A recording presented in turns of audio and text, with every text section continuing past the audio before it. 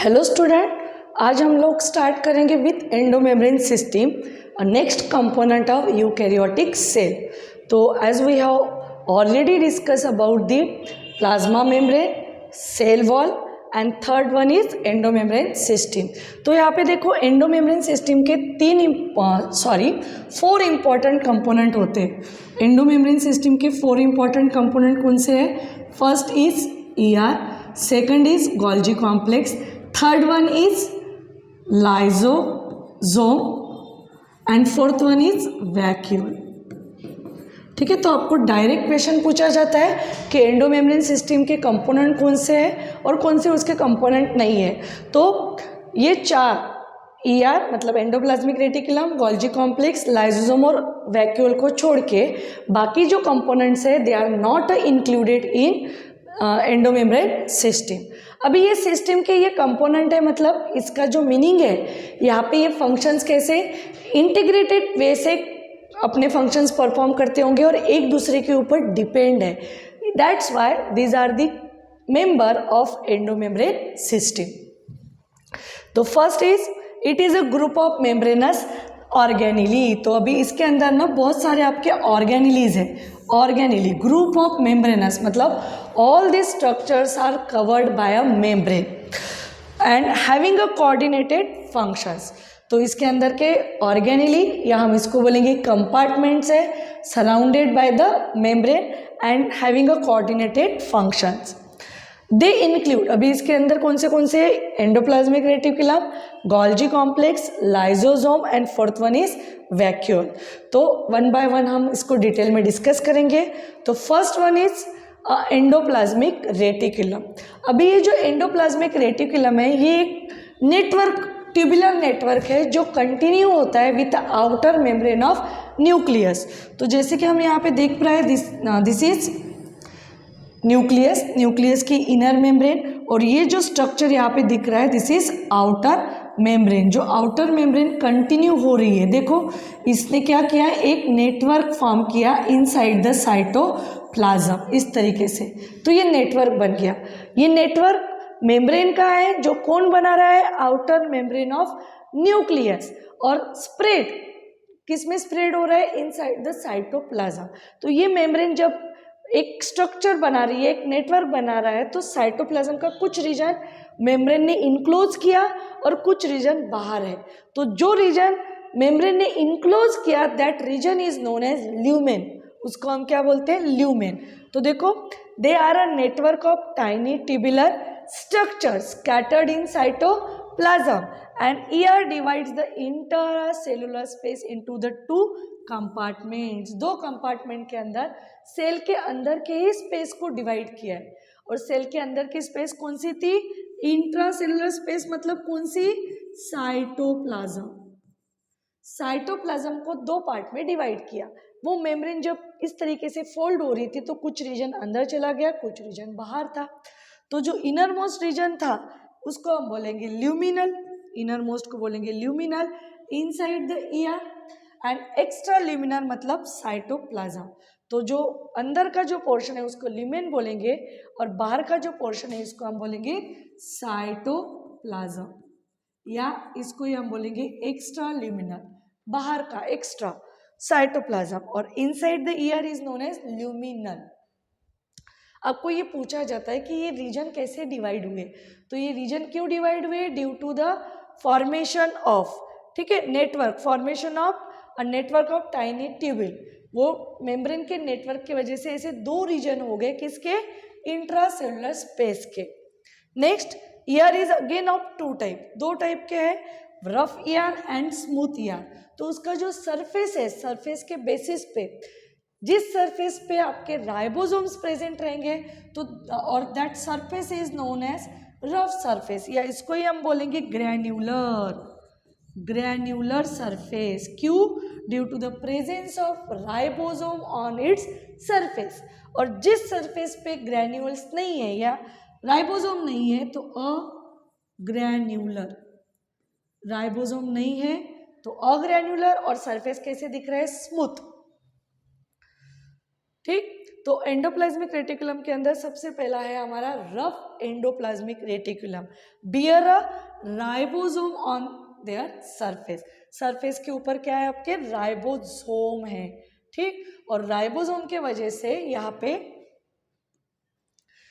rough air is frequently observed in the cell actively involved in the protein synthesis and secretion। तो जो भी cell protein के secretion में या protein के सिंथेसिस में इन्वॉल्व होंगे वहाँ पे उस सेल के अंदर रफ एयर ये ज़्यादा मतलब वेल डेवलप होगा, ठीक। क्योंकि रफ एयर का फंक्शन क्या है, protein synthesis, and they are extensive and a continuous with the outer membrane of nucleus. ये इंपॉर्टेंट है, आउटर मेम्ब्रेन ऑफ न्यूक्लियस से कंटिन्यू है और extensive scattered throughout the cytoplasm. और मेन फंक्शन यहाँ पे ध्यान में रखना प्रोटीन सिंथेसिस, क्यों, due to the presence of protein, sorry due to the presence of ribosome. Ribosome present होने के कारण इसका फंक्शन क्या है, protein synthesis. Next, smooth endoplasmic reticulum. Smooth, ribosomes are absent. Then it is a major site for a synthesis of lipid. Lipid का synthesis, और कौन से लिपिड्स, जो स्टेरॉइड बेस्ड हार्मोन्स है, लिपिड का सिंथेसिस भी हो रहा है और स्टेरॉइड बेस्ड हार्मोन्स भी यहाँ पे ईआर में सिंथेसाइज होंगे, लेकिन कौन सा, स्मूथ ईआर। अभी यहाँ पे हम इजीली डिस्टिंग्विश कर सकते हैं, यहाँ पे जो ये फ्लैटेंड सैक्स है, फ्लैटेंड सैक या हम बोल सकते हैं सिस्टर्नी, यहाँ पे जो स्ट्रक्चर दिख रहा है ये है फ्लैटेंड सिस्टर्नी लाइक स्ट्रक्चर, ठीक। तो उसको बोलेंगे रफ ईआर। और जो ये स्मूथ ईआर है ये होते हैं टिब्यूलर, और ये होते हैं फ्लैट सिस्टर्नी और सैक। तो ये एक तो स्ट्रक्चर में भी उनका डिफरेंस है, और दूसरा यहाँ पे राइबोसोम आपको दिखेंगे, और in this case ribosomes are absent, तो उसका स्ट्रक्चर अलग है, फंक्शंस भी अलग है। यहाँ पे प्रोटीन सिंथेसिस, यहाँ पे लिपिड सिंथेसिस या स्टेरॉइड हार्मोन्स। सेकंड फंक्शन यहाँ पे इसका ध्यान में रखना आप, ग्लाइकोजन सिंथेसिस। अभी जहाँ पे भी ग्लाइकोजन का सिंथेसिस एंड स्टोरेज होगा, जैसे कि for example liver, muscles and adrenal cortex, ठीक। तो यहाँ पे आपके स्मूथ ईआर का कॉन्सेंट्रेशन, मतलब जो लीवर सेल है, मसल सेल है, उसके अंदर स्मूथ ईआर का नंबर या वो हम बोल सकते हैं वेल डेवलप होंगे। और इन केस ऑफ प्रोटीन सिंथेसिस, जैसे कि फॉर एग्जांपल पैनक्रियास, जहाँ पे भी प्रोटीन का सिंथेसिस होता है तो पैनक्रियास के जो सेल्स होंगे और भी कुछ मसल्स के कुछ सेल्स होंगे, तो जहाँ पे भी प्रोटीन का सिंथेसिस होता है, प्रोटीन का सिंथेसिस जहाँ पे होगा उस सेल के अंदर रफ ईआर ज़्यादा होगा, और स्मूथ ईआर यहाँ जहाँ पे ग्लाइकोजन का सिंथेसिस एंड लिपिड का सिंथेसिस होगा वहाँ पे आपके स्मूथ ईआर का नंबर या उसका स्ट्रक्चर वेल डेवलप होगा in that cell. Next, Golgi apparatus. तो second component of endomembrane system, first हमने ऑलरेडी डिस्कस किया ईआर का मेन फंक्शन क्या है, rough ER, protein synthesis, smooth ER, lipid and glycogen synthesis. तो सेकंड कंपोनेंट देखो, Golgi apparatus and densely stain structure, reticular structure near the nucleus. तो nucleus के पास में ही आपको एकदम डार्क स्टेन कलर का स्ट्रक्चर दिखता है, is known as Golgi complex और गोल्जी एपरेटस, और that structure is discovered by a Camillo, Golgi नाम के साइंटिस्ट ने उसको डिस्कवर किया था अंडर द इलेक्ट्रॉन माइक्रोस्कोप, और उसने फिर उस स्ट्रक्चर को गोल्जी एपरेटस नाम दे दिया। First observed by the Camillo Golgi in 1898 and they consist of flat, अभी ये भी कैसे, flat disc shape sac is known as cisternae. ये भी जो आपको एक एक जो फ्लैट सैक दिख रही है उसको हम बोलेंगे सिस्टर्नी, जिसका डायमीटर है 0.5 to 1 micrometre in diameter. And these are the stack parallel to each other.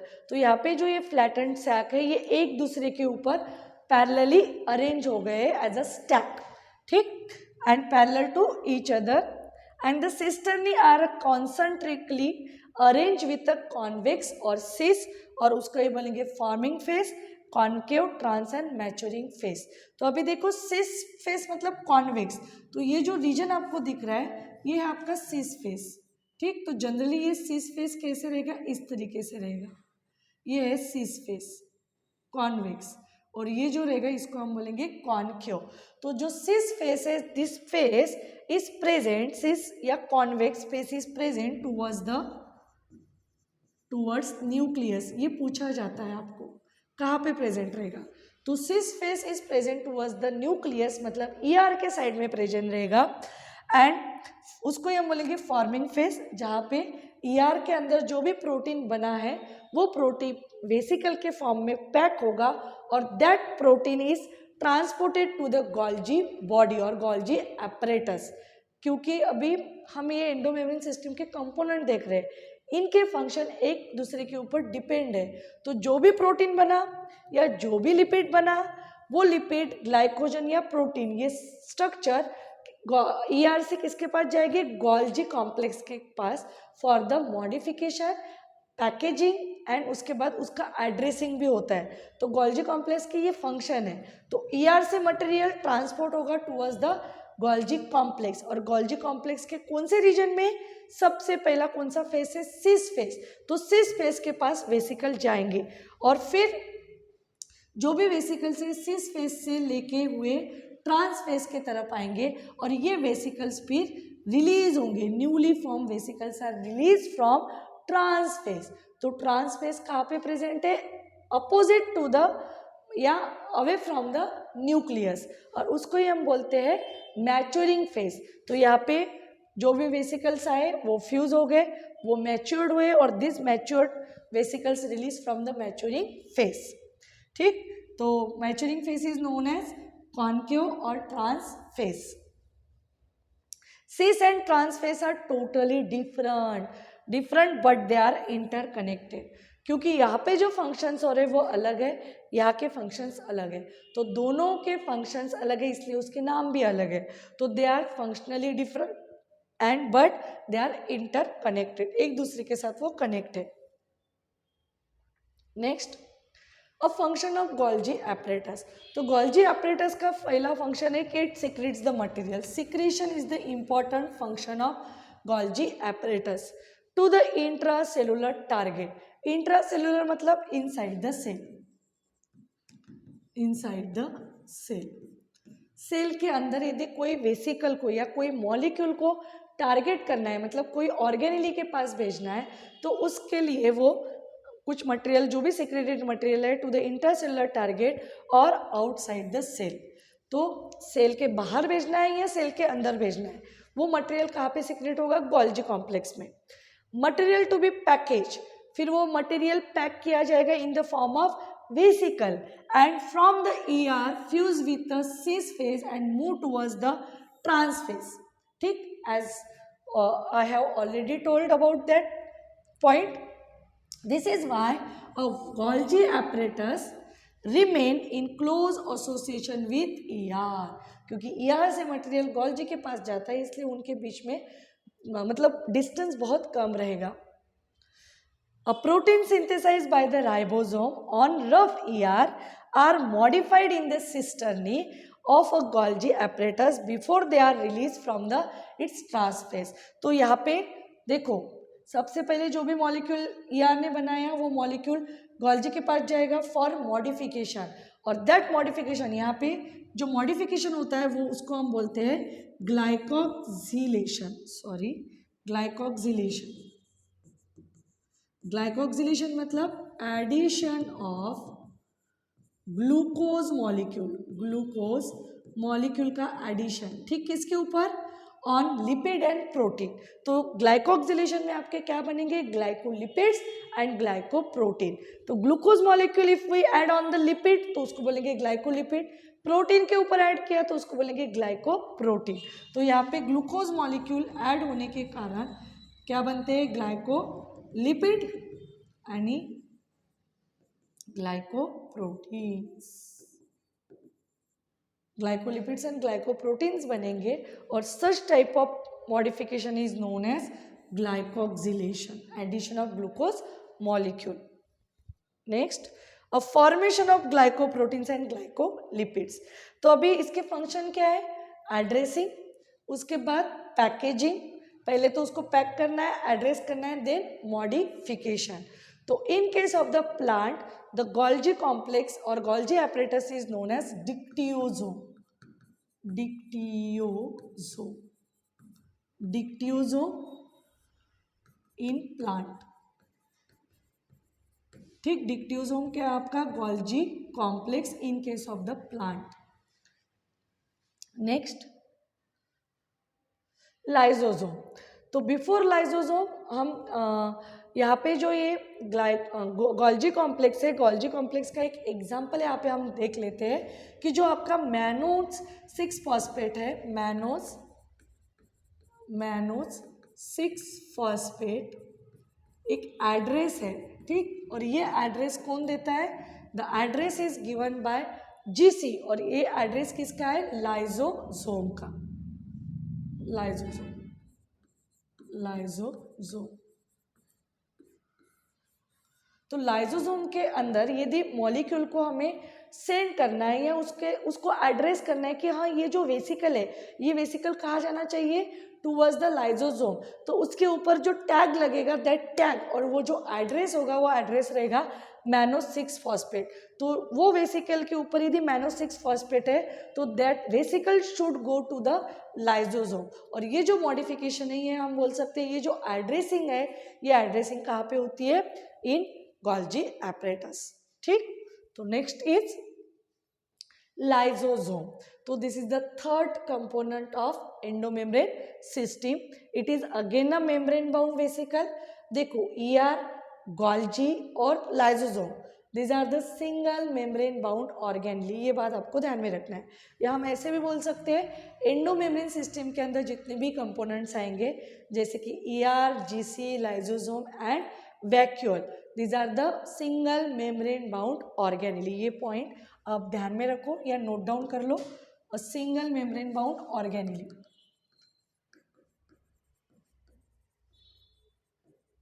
membrane bound organelle आपको ये पूछा जाता है.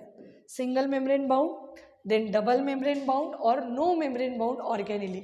तो इसके अंदर आने वाले चारों कंपोनेंट्स ये एक सिंगल मेम्ब्रेन से कवर्ड है.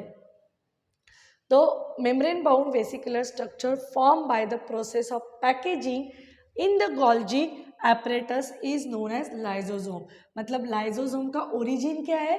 Golgi complex. आपको ये डायरेक्ट क्वेश्चन पूछा जाता है कि lysosome is emerge, origin from, कहाँ से ओरिजिन होगा? वो होता है गोल्जी apparatus से. उसका ओरिजिन जो है वो है Golgi apparatus. Next, lysosomal vesicle contain the almost all the type of enzymes and that enzymes is known as hydrolytic enzymes.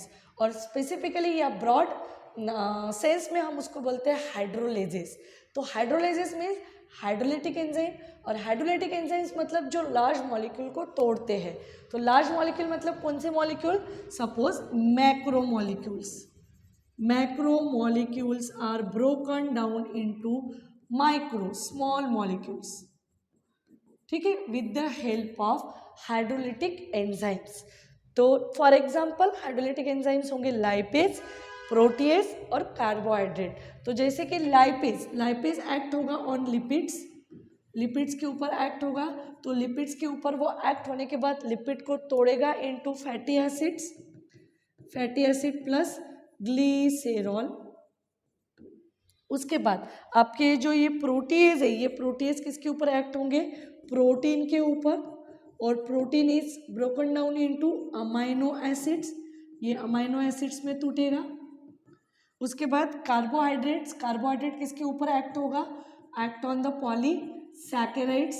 तो जैसे कि फॉर एग्जांपल पॉलीसैकेराइड है आपका सेलुलोज, हेमीसेलुलोज या ग्लाइकोजन या starch. All these are the polysaccharide. और ये polysaccharide in presence of carbohydrates broken down into monosaccharides, monosaccharide. और ये मोनोसैकेराइड्स आपके ग्लूकोज, फ्रुक्टोज, ठीक। तो all these are the monosaccharides. तो ये मॉलिक्यूल्स, लार्ज मॉलिक्यूल टूटते हैं into small molecules in presence of hydrolase and such reaction is carried out in the lysosome.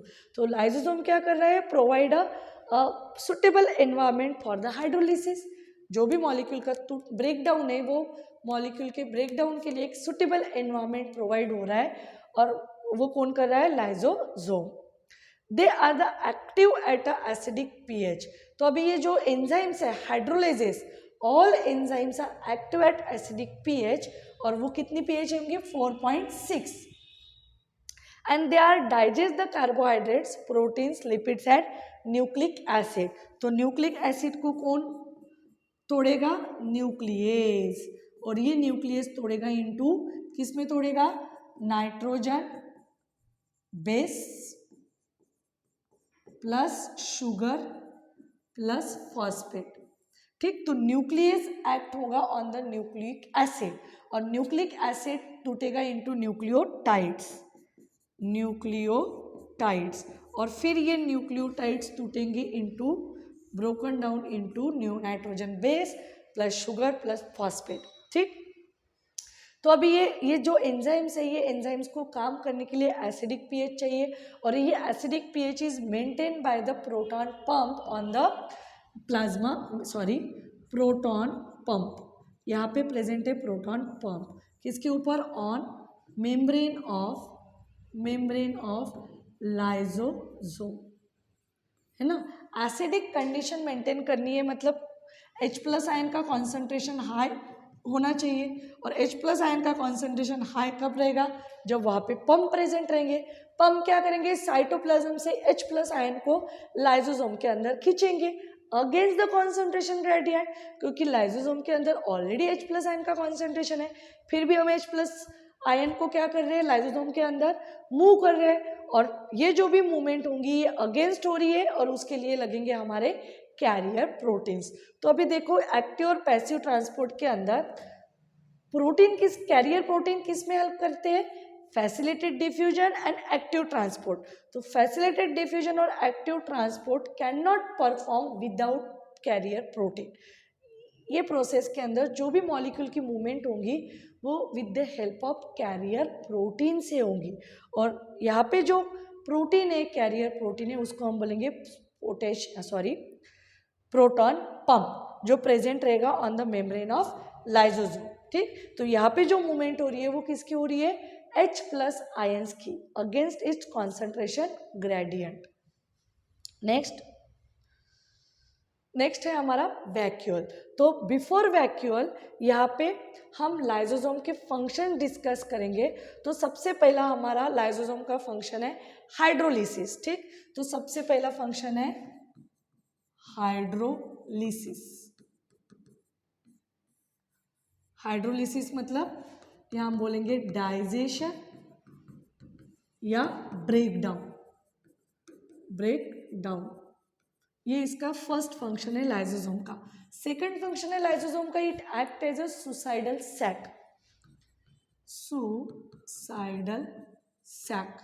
मतलब जो भी सेल के अंदर के जो भी ऑर्गेनिली होती है, जो ऑर्गेनिली वॉर्न आउट हो गई है या एग्जॉस्ट हो गई है, वो ऑर्गेनिली किसके पास जाएंगी? लाइजोसोम के साथ एसोसिएट हो जाएंगी। क्यों? क्योंकि ऑर्गेनिली है, कंपार्टमेंट है, तो किससे बनेगा? कार्बोहाइड्रेट, प्रोटीन, लिपिड, और उसके अंदर मतलब ये सारे कंपोनेंट से ऑर्गेनिली बनेंगी। तो ये ऑर्गेनिली क्या करेंगी? लाइजोसोम के साथ फ्यूज हो जाएंगी, और लाइजोसोम ये ऑर्गेनिली को क्या करेगा? डाइजेस्ट कर देगा इनटू फाइनली किसके अंदर? मोनोमर्स के अंदर। मोनोमर्स, इसको हम बोलेंगे मोनोमर्स। और फाइनली ये मोनोमर्स किस में टूटेगा? इनटू कार्बन, हाइड्रोजन, नाइट्रोजन, इसमें एलिमेंट्स में टूटेगा, और फिर जो ये एलिमेंट्स है सेल यूज करेगा। तो जो भी ऑर्गेनिली को यदि सुसाइड मतलब डाइजेस्ट होना है या टूटना है तो वो डायरेक्टली लाइजोसोम के साथ मिलेगा, इसलिए लाइजोसोम को हम बोलते हैं सुसाइडल सैक। तो हाइड्रोलिसिस इंट्रासेलुलर रहो या इंटरसेलुलर जो मॉलिक्यूल है उसका भी यहाँ पे डाइजेशन होगा। एक चीज यहाँ पे और ध्यान में रखनी है आपको, लाइजोसोम शो द पॉलीमॉर्फिज्म। यहाँ पे ये क्या शो करता है, polymorphism. They exhibit the polymorphism. Polymorphism मतलब दे एग्जिस्ट और they are present in the different form. तो they are present in the different form, कौन से फॉर्म हो गए, first is primary lysosome, second is secondary lysosome, third one is autophagic and fourth one is residual lysosome. तो यहाँ पे ये 4 different types में आपके लाइजोसोम प्रेजेंट रहेंगे। तो प्राइमरी लाइजोसोम जो है, ये primary lysosome just Golgi apparatus से जो इमर्ज हुआ है, गोल्जी एपरेटस से जो बना हुआ है, उसको हम बोलेंगे प्राइमरी लाइजोसोम, जिसके अंदर प्रेजेंट रहेगा ओनली एंजाइम्स। प्राइमरी लाइजोसोम के अंदर क्या प्रेजेंट रहेंगे आपके, ओनली एंजाइम्स। और कौन से एंजाइम्स, हाइड्रोलिटिक एंजाइम्स प्रेजेंट रहेंगे उसके अंदर। नेक्स्ट जो सेकेंडरी लाइजोसोम है वो किससे बनेगा, वो प्राइमरी लाइजोसोम से ही बनता है आपका सेकेंडरी लाइजोसोम, जिसके अंदर क्या प्रेजेंट है, आपके एंजाइम्स भी प्रेजेंट है और फूड पार्टिकल, मतलब प्राइमरी लाइजोसोम फ्यूज होगा विद फूड पार्टिकल, और फूड पार्टिकल के अंदर प्रेजेंट रहेंगे आपके कार्बोहाइड्रेट, प्रोटीन, लिपिड्स और न्यूक्लिक एसिड। ठीक, तो ये मॉलिक्यूल, ये जो वेसिकल है जिसके अंदर food containing vesicle fuse with primary lysosome, इससे जो बनेगा उसको बोलेंगे सेकेंडरी लाइजोसोम। तो जिसके अंदर फूड भी है और प्लस एंजाइम्स भी है, तो सेकेंडरी के अंदर प्रेजेंट रहेगा आपका फूड प्लस एंजाइम्स। और फिर डाइजेशन होगा, और डाइजेशन के बाद जो अनडाइजेस्टेड मटेरियल है और प्लस एंजाइम्स है उसको हम बोलेंगे रेसिड्यूअल लाइजोसोम। और ऑटोफेजिक लाइजोसोम मतलब क्या होता है कि जो भी वॉर्न आउट जो ऑर्गेनिली है, जो ऑर्गेनिली एग्जॉस्ट हो चुके हैं, वो ऑर्गेनिली किसके साथ फ्यूज होंगे, this organelle fuse with a primary lysosome and that structure is form is known as autophagic lysosome. तो lysosome exhibit a polymorphism, means they are present in the form of primary, secondary, residual, और fourth one is autophagic vacuole। ठीक, तो this is all about the lysosome। next is vacuole। तो vacuole, these are the again membrane bound space क्यों बोला, क्योंकि ये cell का almost 90 to 92% portion जो है, वॉल्यूम जो है वो ऑक्यूपाई करता है, found in the cytoplasm. Next, it contain the water, SAP and excretory product. तो उसके अंदर मोस्टली वाटर रहेंगे, बहुत सारे न्यूट्रिएंट्स रहेंगे, सैप मतलब न्यूट्रिएंट्स, बहुत सारे न्यूट्रिएंट्स हैं, और इसके साथ ही उसके अंदर बहुत सारे एक्सक्रीटरी मतलब टॉक्सिक कंपोनेंट भी प्रेजेंट रहेंगे, and other material that are not useful for the cell. तो जो सेल को ज़रूरी नहीं है वो भी मटेरियल उसके अंदर प्रेजेंट है, इसीलिए हम वैक्यूल को बोलते हैं स्टोर हाउस। सारा मटेरियल जो अनवांटेड मटेरियल है, वांटेड मटेरियल है, वाटर है, वो सारा का सारा वैक्यूल के अंदर प्रेजेंट है। तो ये जो मेम्ब्रेन से कवर्ड होता है, that membrane is known as tonoplast membrane. ठीक, तो tonoplast is a specific membrane of vacuole. Next, ये लिखा ही है bounded by a single membrane, किससे कवर्ड है, single membrane known as tonoplast, and in the plant cell the vacuole can occupy up to the 90% of total volume of cell. तो इतना मतलब maximum portion यदि हम यहाँ पे देख पा रहे हैं, तो ये पूरा पोर्शन किससे कवर्ड किया है या ऑक्यूपाई किया है, वैक्यूल ने ऑक्यूपाई किया है। Next, in plant the tonoplast facilitate the transport of ions and other material against the concentration gradient। मतलब ये मेम्ब्रेन के ऊपर बहुत सारे ऐसे पंप प्रेजेंट होंगे कि जो मॉलिक्यूल को क्या कर रहे हैं, against the concentration gradient move कर रहे हैं into the vacuole, hence the concentration is higher. तो वैक्यूल के अंदर सोल्यूट का जो कॉन्सेंट्रेशन है, कॉन्सेंट्रेशन किसका, सोल्यूट का कॉन्सेंट्रेशन कैसे रहेगा, higher, and that condition is known as hypertonic condition. Solid ज़्यादा है, वाटर कम है in vacuole than in the cytoplasm. And in amoeba, अभी देखो ये वैक्यूल जो होते हैं, there are the different types of vacuole. In case of the amoeba the contractile vacuole is present which help in the excretion and osmoregulation. तो excretion मतलब removal of waste, removal of waste, ठीक, removal of waste. और osmoregulation मतलब maintain the ions and और maintain the salt and water balance. तो contractile vacuole का function है excretion and osmoregulation in case of amoeba. Next in many cells, many cell जैसे कि for example protista, protista के अंदर जो वैक्यूल प्रेजेंट होता है that vacuole is known as food vacuole. उसको हम बोलते हैं food vacuole. Are form by the engulfing the food particle. तो ये जो अमीबा है फूड पार्टिकल को इनगल्फ करेगा इन द फॉर्म ऑफ वेसिकल, और वो वेसिकल के साथ फिर एंजाइम्स भी प्रेजेंट रहेंगे क्योंकि वो वेसिकल के अंदर आपके फूड है और फूड को डाइजेस्ट करने के लिए एंजाइम्स लगेंगे. तो such vacuole is known as food vacuole.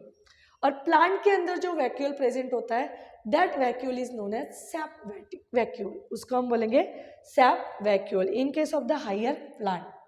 और कुछ बैक्टीरिया के अंदर जो वैक्यूल प्रेजेंट होते हैं उसको हम बोलते हैं एयर वैक्यूल. जो वैक्यूल के अंदर क्या प्रेजेंट रहेंगी, एयर प्रेजेंट रहेंगी. ठीक, तो नेक्स्ट जो कंपोनेंट है, इसके पहले वैक्यूल के फंक्शंस क्या होंगे. वैक्यूल का पहला फंक्शन है कि it act as a store house. उसके अंदर बहुत सारे जो भी अनवांटेड मटेरियल है वो भी उसके अंदर स्टोर्ड रहेंगे. और वैक्यूल के वजह से ही आपका टर्गर प्रेशर डेवलप होता है. तो it maintain the turgor pressure, help in maintaining the turgor pressure. और फर्स्ट फंक्शन इसका मैंने बताया था कि it act as a store house. तो storage of number of nutrients as number of solid molecules. तो ये दो इंपॉर्टेंट फंक्शन होते हैं आपके वैक्यूल के. नेक्स्ट जो कंपोनेंट है माइटोकॉन्ड्रिया, वो हम नेक्स्ट क्लास में डिस्कस करेंगे. Thank you.